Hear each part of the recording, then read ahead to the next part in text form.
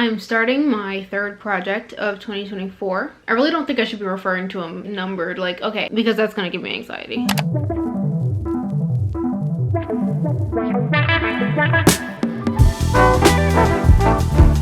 You can't totally see everything right now. I do have the whole sketch on there, but you probably can't see exactly what it is. Let me show you the reference photo. I took this photo in Washington, D.C. when I was on my trip. I saw this guy, he sat down on a little crate playing his saxophone, and I'm over here looking for nice references to use for my paintings, and I was like, oh my gosh, could it be more perfect? I've done my underpainting in green, don't know why. Honestly, there's no process to that. Let me just have fun with the underpainting, okay? I didn't want like a brown or burnt sienna underpainting this time. Like, I just didn't want that. I felt like it was gonna really bother me. So, green.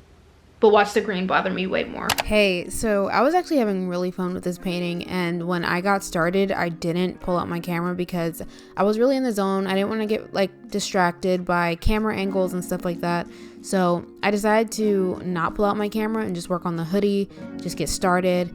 Start off on a good note, I guess. When you're in the zone, you're in the zone. Can't let anything distract. I've been working on this red hoodie for about, not long.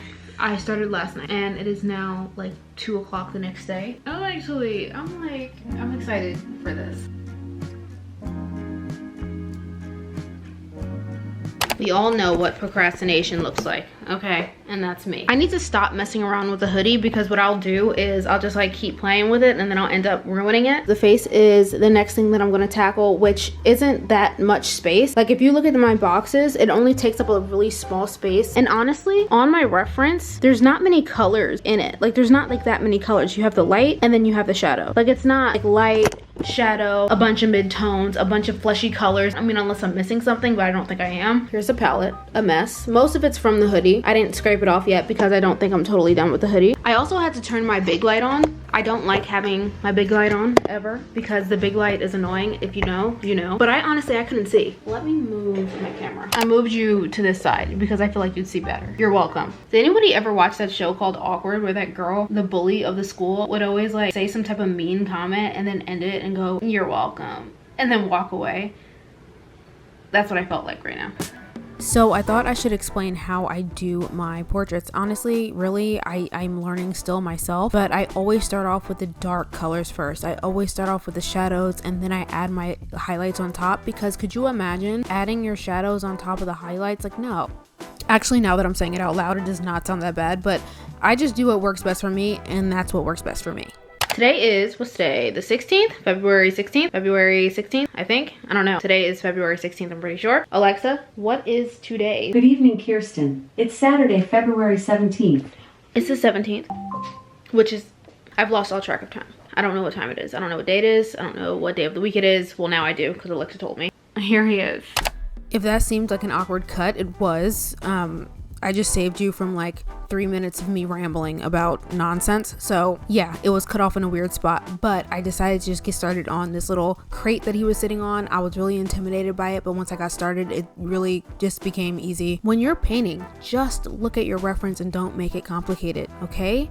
So this is how far I've gotten. I just was painting the background and I decided that I was gonna use the grid on the back to make some type of weird funky background. It's really not that funky, it's just like little checkered background instead of just like plain green. So I'm doing a lime green and then also like a foresty green, an evergreen color, which is my favorite color, evergreen. Contemplating whether or not I should add another tone of green in there. I love green. I love green.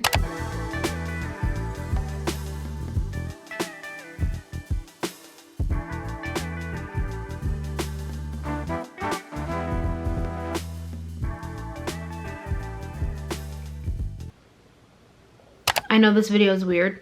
This video is weird just because there's no structure. But how are you supposed to have structure when you're in the zone? You know what I'm saying? Here's what that painting looks like. His hand! Oh my gosh, I still have to do his hand. I was like, all I have to do is this little box area, but then I look up and his hand's totally like non-existent. I don't know. I'm hard on myself. I'm not in love with the concrete wall. Like I feel like, I don't know. It's not easy painting concrete and making something look like concrete. Brick, that's a little bit easier because it's like a distinct thing. But concrete is just like a gray wall. So how do I convey the message of it being concrete? You know what I'm saying? Sorry I'm out of focus. My camera's out of whack. Oh, so am I. There's always that piece of a painting that you don't think is going to be intimidating to you, or you're just not thinking about it until you get to it and you're like, oh, I gotta paint this. Like, you know, this is a part of it. That was this bag for me. It was like a bag laying on its side with another fabric bag on top of it. And I was afraid that I wasn't going to be able to convey that it was actually fabric, but I think it turned out okay. And I also filled in the background a little bit and cut off some of that concrete wall because I realized it was a little bit inaccurate, but I like it way better now. Cute story. I was recording this entire thing right here, but I didn't have it in the frame, so that's kind of depressing. Ugh, that just is like my life story. So that was annoying. I added my last little finishing touches onto this painting. I'm pretty sure I'm done. I filled in the hands, got a hand now. I think I'm done. I'm not always sure about when I'm finished with the painting, but for this one, I feel kind of sure that I'm done. Oh wait, I was gonna like fix the hat a little bit because the background did bleed into the hat a little bit, and then there's like these open little spaces that I want to fix. Let me fix that really quick. Okay, it's done. I can officially say that I'm done with it. I'm not touching it anymore. That's it.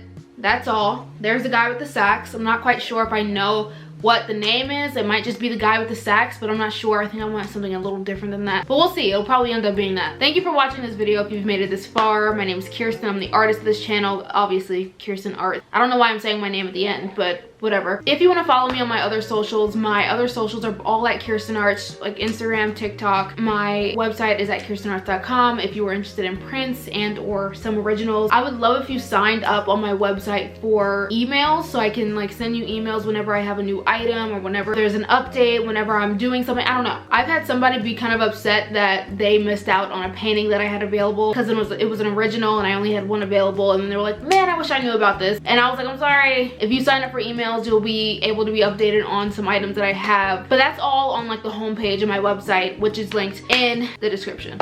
So I'm done talking now. Hope you have a wonderful day. Bye.